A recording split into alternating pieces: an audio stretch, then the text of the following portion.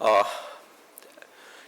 we have all seen the importance and lethality of UAS systems.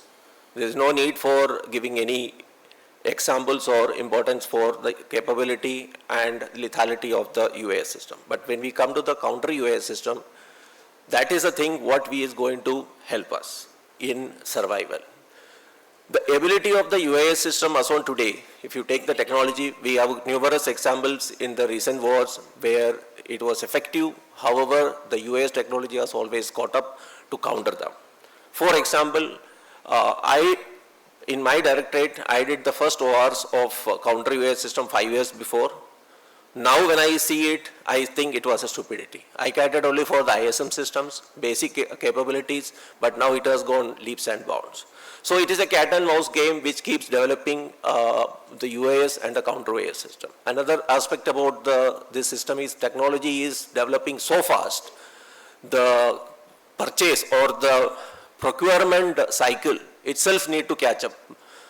Otherwise, by the time the procurement materializes, the technology is outdated.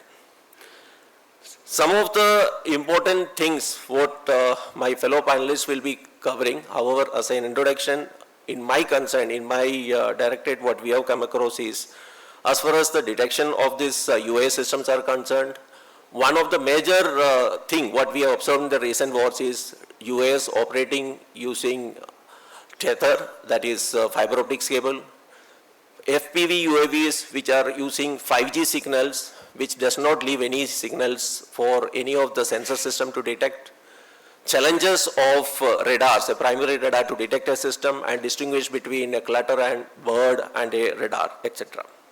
Also come to the counter UAS, we have swarm threat which are coming, but our effective capability to counter them is limited.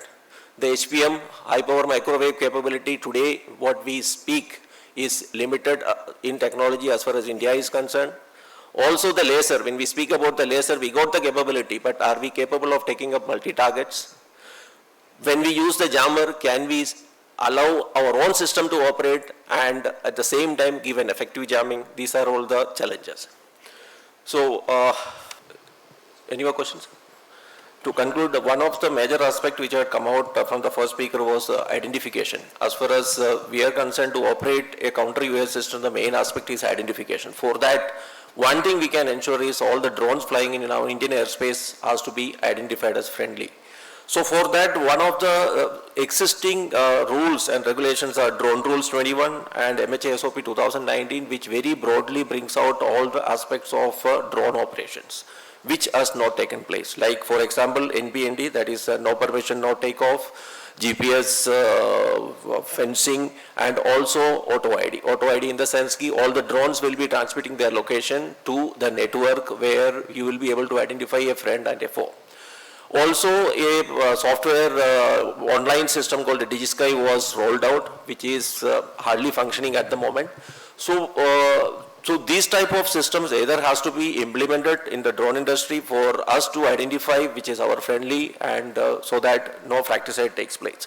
Second thing is coordinated operation of counter-drone systems. We have found that fratricide is one of the biggest challenge in utilizing counter-drone systems.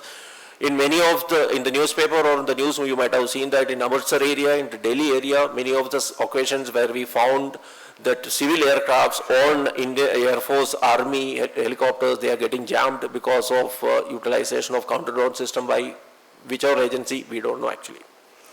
So there is a requirement of C2 center for drone and counter-drone operations which collaborate each other and have an effective outcome.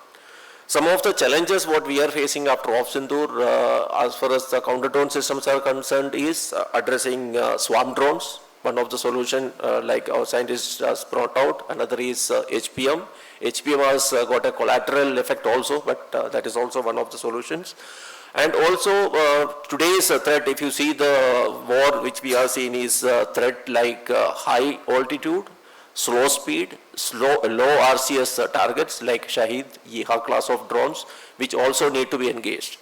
because in Opsindo we found that the jammer itself has got a height limitation. If you operate your drones above that, there is a vulnerability. So these are the things we have to address, and the counter drone system has to catch up with the drone technology the way in leap and bounds it is progressing. Thank you very much.